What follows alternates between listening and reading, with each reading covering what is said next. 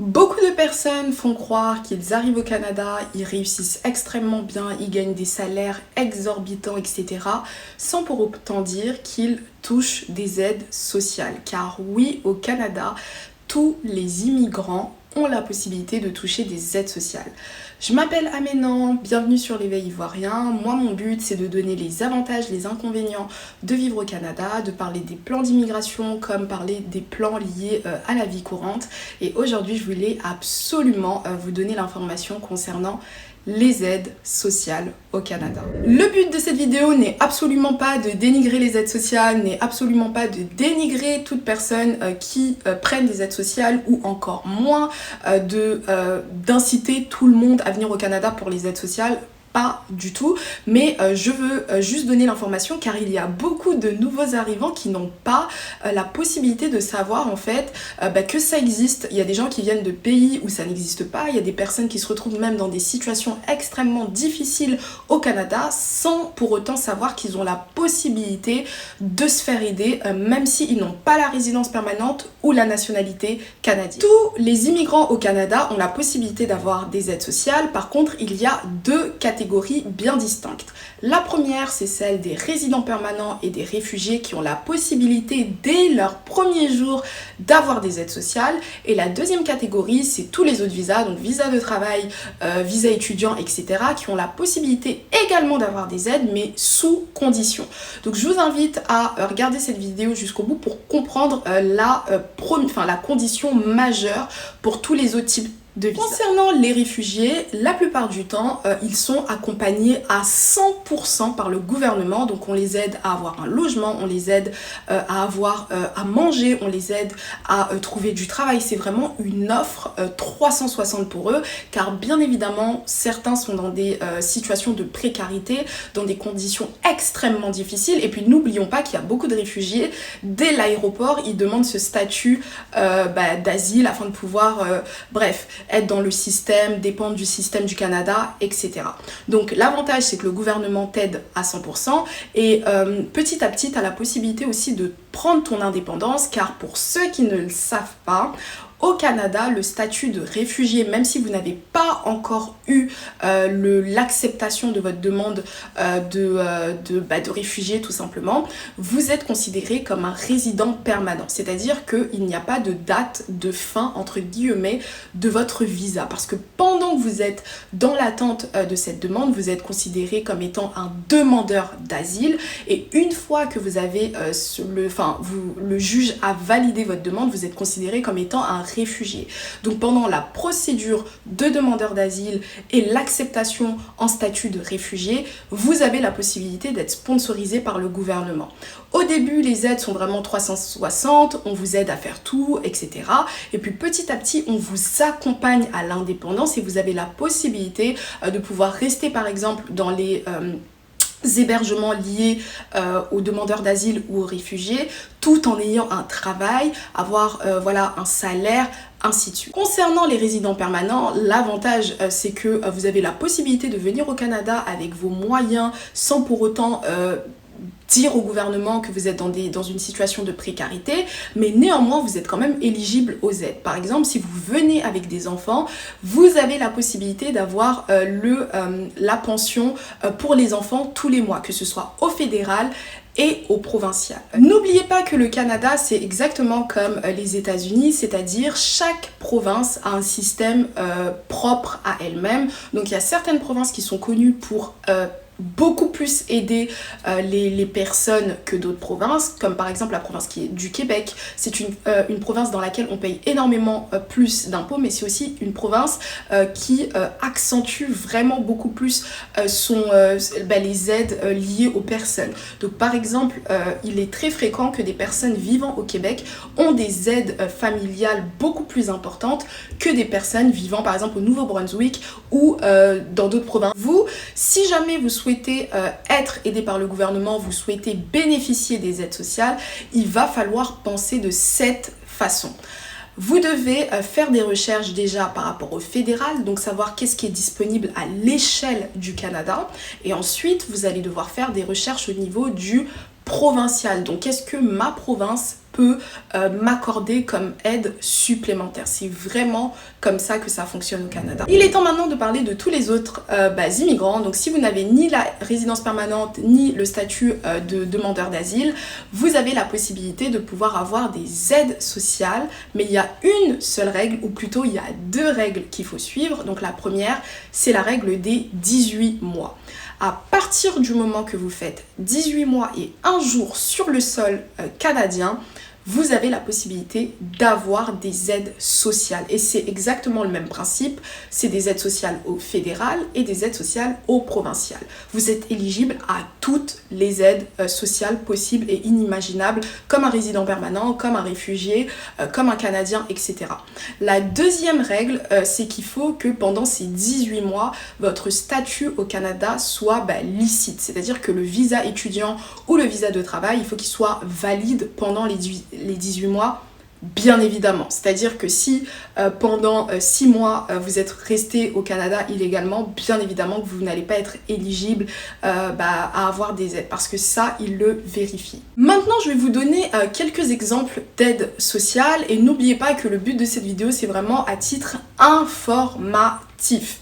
Si vous voulez avoir plus de détails, il va falloir faire vos propres recherches, parce que les demandes d'aide sociale dépendent des profils, de la constitution de votre famille. Ça dépend de tellement de facteurs que je ne peux pas vous aider en fait à savoir quel type d'aide vous allez avoir.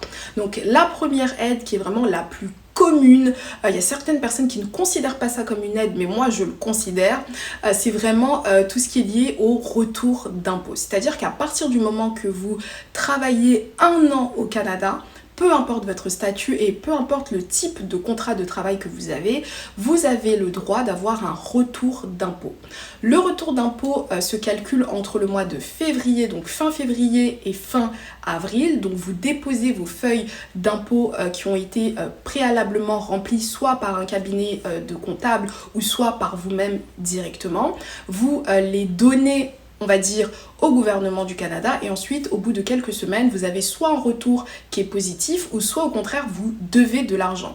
Personnellement, je considère ça comme une aide sociale, parce qu'à la fin de la journée, ceux qui reçoivent le plus de retour d'impôt, la plupart du temps, ce sont des personnes qui sont vraiment dans le besoin ou qui ont une situation, une constitution familiale qui est très importante. Donc par exemple, des personnes qui ont beaucoup d'enfants peuvent se retrouver à avoir des plus de 5 000, 6 000, il y en a même qui parlent de 10 000 $ de retour d'impôt chaque année. Donc vraiment pensez à faire vos impôts, à bien travailler aussi dur, et puis après voilà. Moi, je considère ça comme une aide sociale d'autres. Deuxième aide que la majorité des personnes demandent, c'est vraiment tout ce qui est lié aux enfants. C'est-à-dire que vous avez la possibilité d'avoir une pension chaque mois qui vous est versée en fonction de vos revenus et du nombre d'enfants que vous avez et de la constitution familiale.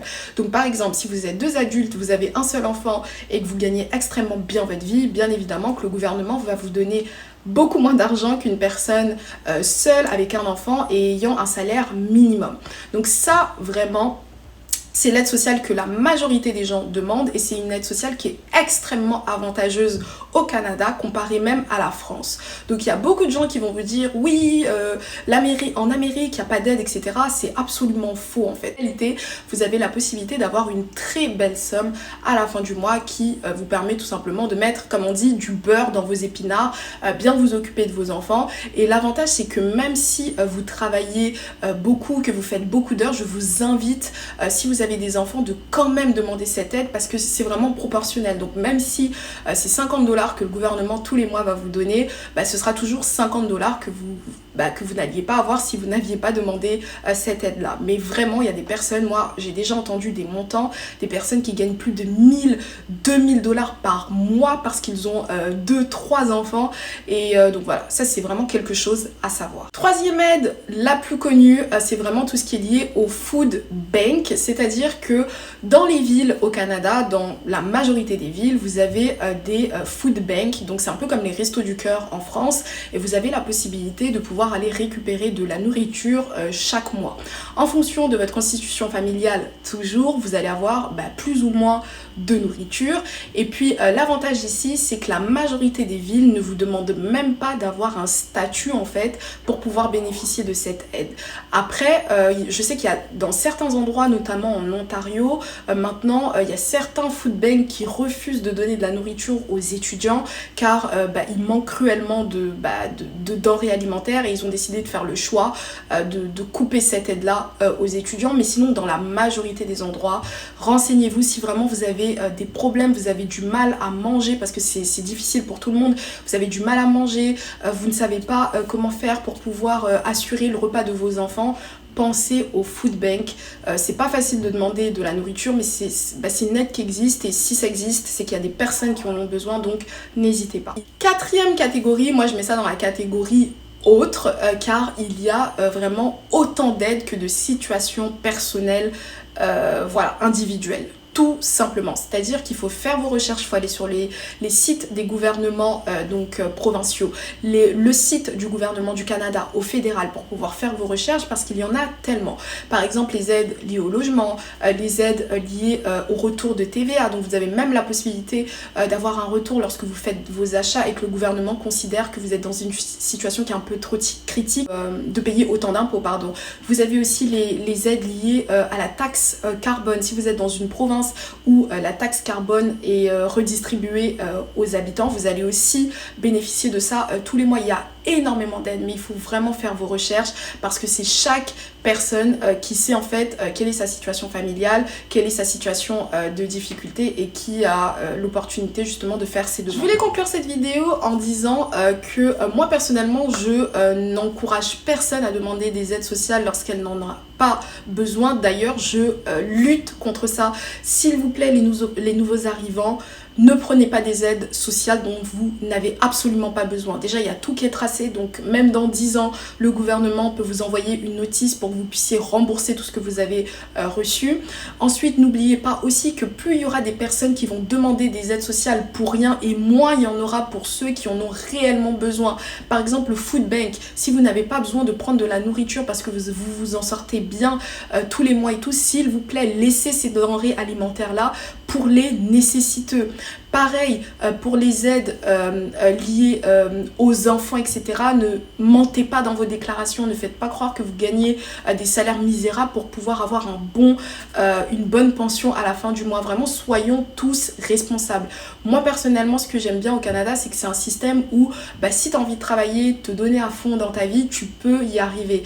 Par contre aussi, si pendant certaines périodes, tu es un petit peu down parce que tu perds ton emploi ou quoi, tu auras toujours la possibilité de pouvoir rebondir. C'est ce que je voulais dire dans cette vidéo et s'il vous plaît ne m'y méprenez pas comme on dit parce qu'il y a toujours des personnes qui vont mal comprendre l'information que j'essaye de distribuer, mais voilà, ce sera tout pour aujourd'hui. Je vous retrouve pour une prochaine vidéo dans quelques jours, donc si vous avez apprécié celle-là, je vous invite à commenter, liker, partager et vous abonner et moi je vous dis à la prochaine pour une prochaine vidéo. Bye bye.